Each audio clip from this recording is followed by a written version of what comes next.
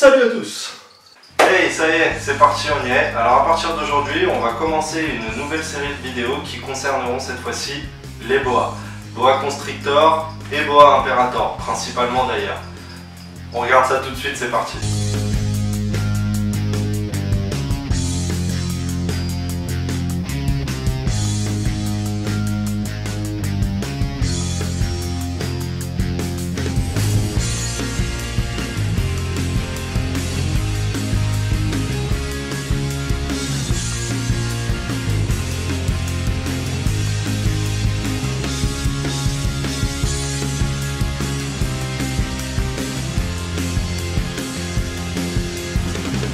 Ok, donc dans un premier temps, petit rappel, classification, la taxonomie. Il n'y a pas très longtemps, la taxonomie du boa a été changée, vous devez certainement le savoir. On est maintenant passé à deux espèces complètement distinctes, donc d'un côté les boa imperator et d'un côté les boa constrictor. Un petit peu plus en détail, qu'est-ce qui les compose concrètement? On va commencer par le boa constrictor. En réalité maintenant, c'est une espèce à part entière, à l'intérieur de laquelle on va trouver 6 sous-espèces.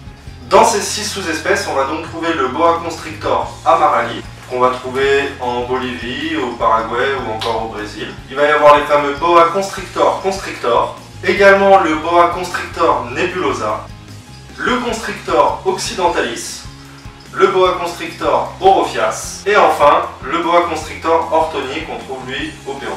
Ensuite, une fois qu'on a fait le tour là-dessus, le boa imperator, concrètement c'est tout le reste. Donc chez l'imperator, vous l'aurez compris, on ne va plus parler de sous-espèces, mais cette fois-ci on va parler de localité. On n'a qu'une seule espèce, l'espèce des boa imperator, et on va trouver à l'intérieur de celle-ci diverses spécimens qui seront différents en termes de taille, en termes de coloris, en termes de pattern, liés justement à leur localité, à leur aire de répartition concrètement dans la nature. On va trouver dans l'idée par exemple au Mexique, tout ce qui va être Tarahumara, les Cancun, ainsi que les Sonora. Et on a même sur quelques îles au large du Mexique le boa sigma. On va avoir tous les boas de l'archipel du Belize, tout ce qui est Colker Cay, Croll Cay, Coco Plume Cay, ainsi que les ambergris. On va aussi trouver à l'intérieur tout ce qui est bois du Honduras, aussi bien mainland que la localité qui fait les Fire Belize. Et évidemment, en insulaire, on va trouver tout ce qui est Hog Island.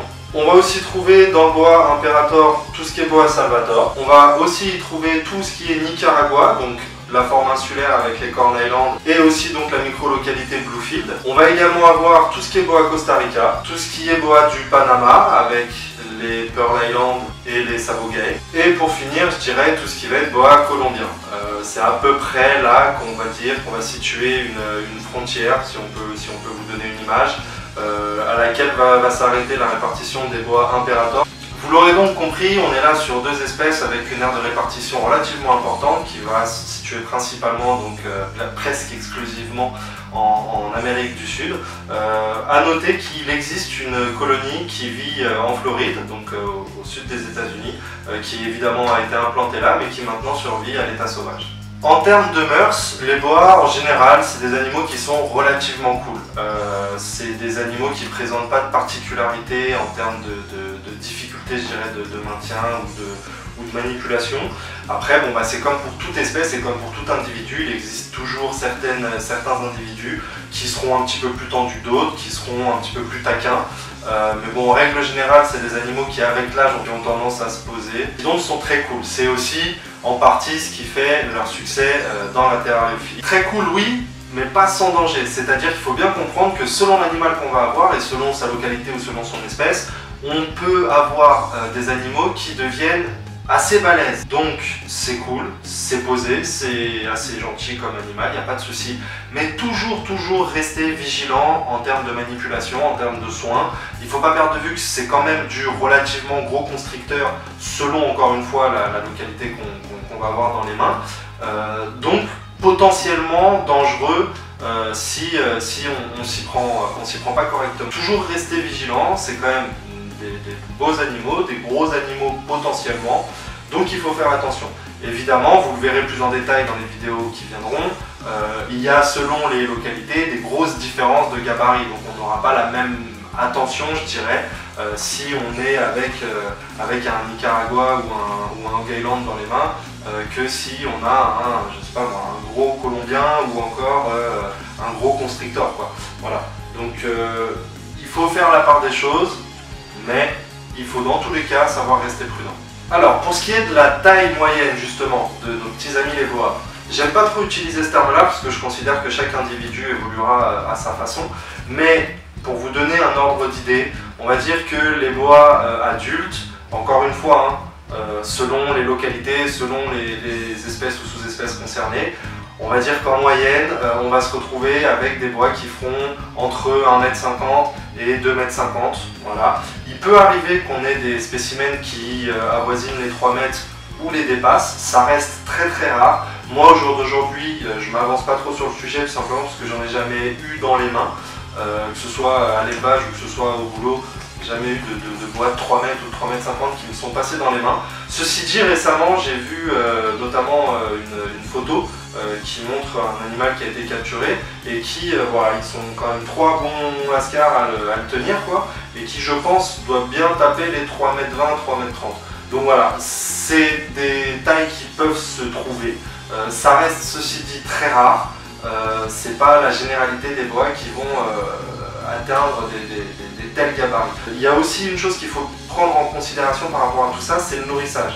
Il faut savoir une chose, petite parenthèse par rapport à ça, le nourrissage en règle générale en terrario et principalement sur le boa est très souvent exagéré, c'est abusé. Les boas sont surnourris, ça en fait des animaux qui sont obèses tout simplement et tout plein de gras. Alors on va pas faire la leçon là-dessus et créer de polémique. Je pense que maintenant vous avez tous plus ou moins suffisamment de recul pour avoir eu des échos de ce que ça peut donner. On peut parler d'obésité morbide, on peut parler d'animaux qui deviennent stériles à cause de ça. Enfin, il peut y avoir plein de problèmes. Bien souvent, ce qui est à la base de cette volonté, je dirais, de booster les animaux, bah, c'est de les faire grossir plus rapidement, de façon à les reproduire plus rapidement. Pour ma part, je trouve que c'est complètement, d'une part, débile et surtout déplacé, parce que ça reste des animaux. Donc il faut prendre son mal en patience quand on a envie de reproduire. Au contraire, les faire pousser correctement pour être sûr, une fois adultes, d'avoir des animaux qui seront en tout point en bonne santé et qui seront entre autres de bons reproducteurs. Donc attention au nourrissage, c'est un des gros problèmes aujourd'hui en terrario et encore une fois surtout chez le bois. Donc voilà, petite parenthèse. Au niveau du maintien maintenant, assez rapidement, il y a énormément de choses à prendre en compte, je dirais, dans le maintien que vous déciderez d'avoir avec votre animal. Moi je vais vous parler du maintien qu'on a nous ici, donc en structure d'élevage, ou qu'on retrouve aussi dans les structures d'élevage dans lesquelles j'ai pu bosser. En règle générale, c'est toujours plus ou moins calé avec des terrariums, vous savez, les types de terrains moulés ou autres, on évitera de citer quelques marques que ce soit. Mais donc on va dire en moyenne, alors toujours pareil, hein, selon les localités, selon évidemment le gabarit de chacun de vos animaux, mais on va dire qu'en parlant de minimum, on va parler d'un terrain qui fera au minimum 1 m à 1,20 m de long, sur 30 à 40 de haut et sur voilà, 60-70 de profondeur. Je parle d'un minimum, encore une fois, j'ai pas envie de créer de polémique par rapport à ça. Il est évident que, en tant que particulier, si vous n'avez qu'une seule bête à maintenir, que vous n'êtes pas spécialement limité dans vos moyens et que vous avez la possibilité de leur offrir un habitat qui soit plus grand, rien ne vous en empêche. C'est des animaux qui, au contraire, le vivront aussi très bien. Voilà, simplement, faites-le de façon adaptée, c'est-à-dire que si vous vous retrouvez avec un petit boa, un jeune boa de 30-40 cm, n'allez pas tout de suite le mettre dans un boa d'1,50 m, 1,80 m.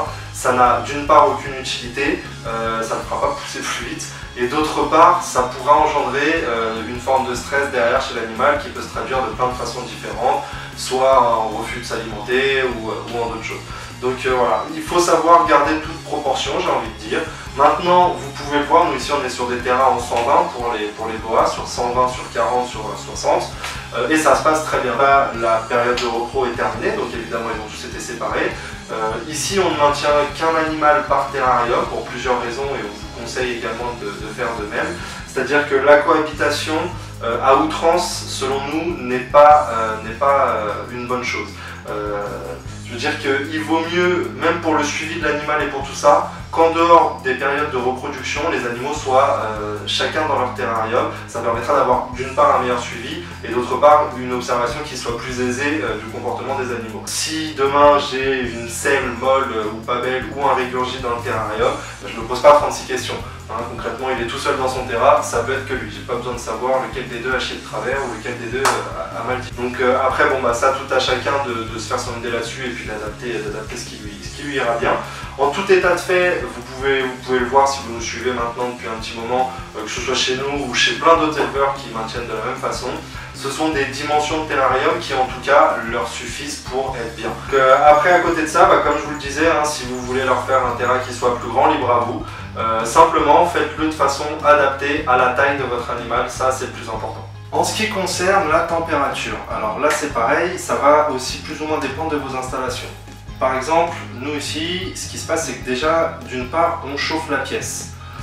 En plus de la pièce, on va venir chauffer individuellement chaque terrarium, soit avec un tapis chauffant, soit avec un spot selon l'espèce. En l'occurrence, sur les boas, nous on est sur du tapis chauffant. Donc la pièce, en journée, elle est maintenue à une température régulière d'à peu près 27 degrés. Les terrariums, donc les tapis chauffants dans les terrariums, on va les régler pour qu'ils proposent un point chaud donc dans le terra qui va être à 30-31 degrés quand on est en saison chaude. Sinon, en moyenne, chez nous, on est plus aux alentours de 29 degrés tout au long de l'année. Évidemment, hors période de repos, puisque là, on va descendre les températures.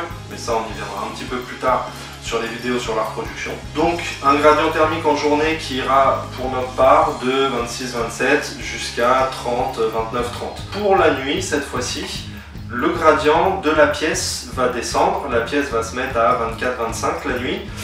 Et les tapis chauffants vont se mettre à peu près à 26. Donc ça va leur offrir cette fois-ci un gradient de nuit qui va aller en gros de 25-26, 25 à 26 en moyenne on va dire de nuit dans les terrariums. Au niveau de l'éclairage, vous pouvez tout à fait choisir d'avoir un éclairage naturel. Nous actuellement là les terrariums ne sont pas encore éclairés, on attend les néons.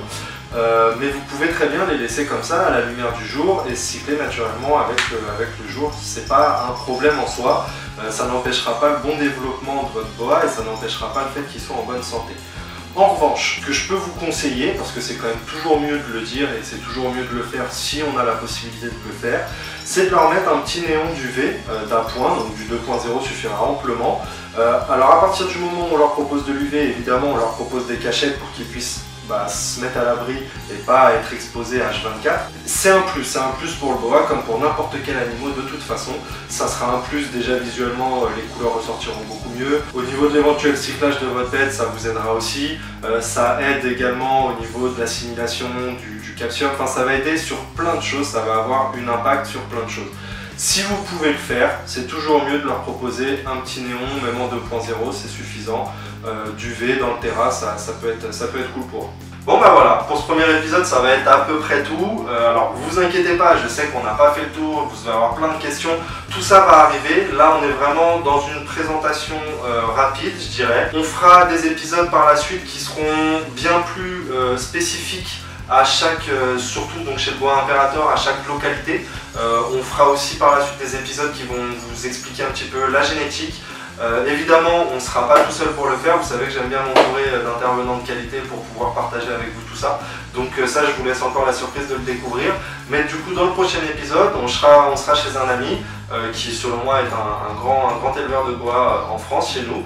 Donc il partagera tout son savoir avec nous et on essaiera ensemble, comme ça, au fil de tous ces épisodes, de vous décortiquer un petit peu tout ça. Donc comme d'habitude, n'hésitez pas, dans les coms, dès cette semaine, on prendra en considération toutes vos questions et tous vos commentaires pour pouvoir faire les vidéos d'après. Je vous garantis pas qu'on puisse répondre à chacune de vos questions, par contre je vous promets qu'on essaiera de faire le maximum. Et puis comme ça, on pourra essayer de construire aussi cette série de vidéos autour de vous et autour de vos questions. C'est quelque chose qui est important pour nous. Donc voilà les petits amis, j'espère que vous nous suivrez nombreux, j'espère que cette série de vidéos vous plaira. Je vous le rappelle, si vous n'êtes pas abonné, n'hésitez pas à vous abonner, ça vous permettra d'avoir les notifications en direct si vous cochez la petite cloche. Maintenant vous connaissez la chanson. Les petits pouces bleus, ça fait toujours plaisir et puis n'hésitez pas à partager dans la bonne humeur les mecs. Allez, peace, ciao.